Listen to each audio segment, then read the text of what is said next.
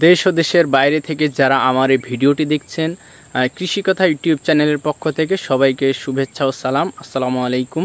কৃষি বিষয়ক বিভিন্ন তথ্য, সেবা ও পরামর্শ প্রদানের ধারাবাহিকতায় আজকে আমি আপনাদেরকে জানাবো আমন ধানের শীষ সাদা হওয়ার কারণ ও প্রতিকার, বা কী কারণে আমন ধানের শীষ অনেক ক্ষেত্রে সাদা হয়ে যায় আর এর প্রতিকার কিভাবে করা যায়, এই বিষয়গুলো নিয়ে আজকে আপনাদের জানাবো।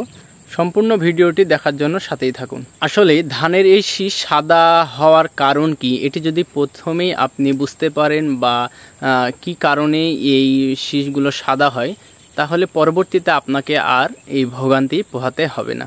আমার হাতে যে শীষটি আপনারা দেখছেন, এই শীষটি কিন্তু ভালো, এটি টান দিলে কিন্তু উঠে আসে না। কিছু কিছু শীষ আছে টান দিলে উঠে আসে না এবং দেখবেন আপনি ধানের শীষটা সাদা হয়ে গেছে। তখন আপনাকে বুঝতে হবে যে আপনার এই ধানের শীষে পচন ধরেছে। অনেক চাষি ভাইয়েরা এটাকে ব্লাস্ট রোগ বলে বা পচন রোগ বলে থাকে। ধান সাদা হওয়ার কয়েকটি কারণ আছে। তার মধ্যে 1 নম্বর কারণ হচ্ছে আপনার জমিতে যদি পর্যাপ্ত পরিমাণে নিউট্রিশন বা পুষ্টির ঘাটতি থাকে। এখানে আমার হাতে যে শীষটি দেখতে পাচ্ছেন, এটি মূলত সাদা শীষ। এই শীষে মূলত মাজরা পোকার আক্রমণ ঘটেছে। অলরেডি আমি এই শীষের মধ্যে মাজরা পোকা দেখতে পেয়েছি। আপনার জমিতে যদি মাজরা পোকার আক্রমণ ঘটে, তাহলে আপনাকে মাজরা পোকা নিধনের জন্য কীটনাশক স্প্রে করতে হবে। জমি পরিদর্শন করতে গিয়ে যদি দেখেন যে আপনার জমিতে মাজরা পোকা লাগেনি, কিন্তু আপনার ধান অনেকটা সাদা হয়ে গেছে, তার মানে অনেক চাষি ভাইরা এটাকে ব্লাস্ট রোগ বা পচন রোগ বলে। এই ব্লাস্ট রোগ বা পচন রোগ কী কারণে হয়? কয়েকটি কারণে হয়ে থাকে। যেমন প্রথমত, যদি আপনি আপনার জমিতে অতিরিক্ত বা প্রয়োজনের বেশি যদি ইউরিয়া সার বা নাইট্রোজেন সার ব্যবহার করেন। দ্বিতীয়ত, যদি আপনার জমিতে পর্যাপ্ত পরিমাণে পটাশ সারের অভাব হয়। তৃতীয়ত, যদি আপনার জমিতে পরাগায়নের সময় এবং পরাগায়ন শেষে যদি আপনার জমিতে পর্যাপ্ত পরিমাণে পানির অভাব থাকে। চতুর্থ, যদি দিনে তাপমাত্রা অতিরিক্ত বেড়ে যায় এবং রাত্রে যদি অতিরিক্ত তাপমাত্রা কমে যায়, তাহলে আপনার এই জমিতে ব্লাস্ট রোগ হয়ে যাবে বা পচন রোগের সৃষ্টি হবে।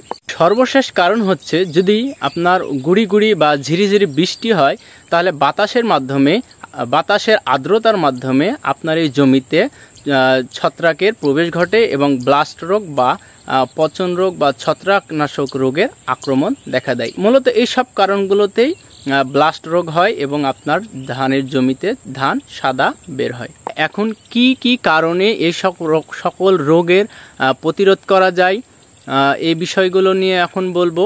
প্রথমত, যখন আপনার জমিতে ধানের কুশি বের হবে বা পাশকাঠি বের হবে, তখন আপনাকে বিঘা প্রতি 5 থেকে 7 কেজি হারে আপনার পটাশিয়াম বা পটাশ ছিটিয়ে দিতে হবে।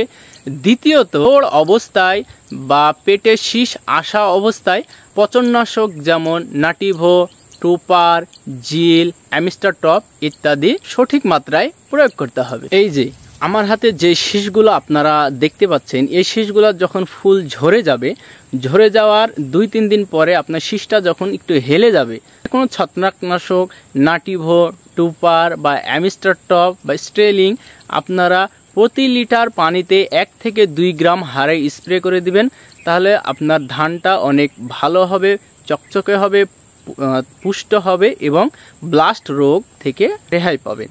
সেই সাথে যদি স্প্রে করার সময় যদি দেখেন যে আপনার এই জমিতে কিছু সাদা শীষ বের হয়ে গেছে, তাহলে অবশ্যই আপনি এই ছত্রাকনাশকগুলোর সাথে কুইক পটাশ স্প্রে করে দিবেন। তাহলে পরবর্তীতে আর আপনার ধানের শীষ সাদা হবে না। ইনশাল্লাহ আপনার এই জমিতে ব্লাস্ট রোগ বা ধানের শীষ সাদা হওয়া রোগটি অনেকাংশে কমে যাবে। তবে আগে থেকেই আপনাকে এই সকল রোগগুলো চিহ্নিত করতে হবে। সর্বোপরি উপজেলা কৃষি অফিসারের সাথে আপনারা সবসময় যোগাযোগ রাখবেন। ধন্যবাদ সবাইকে ভিডিওটির সাথে থেকে দেখার জন্য।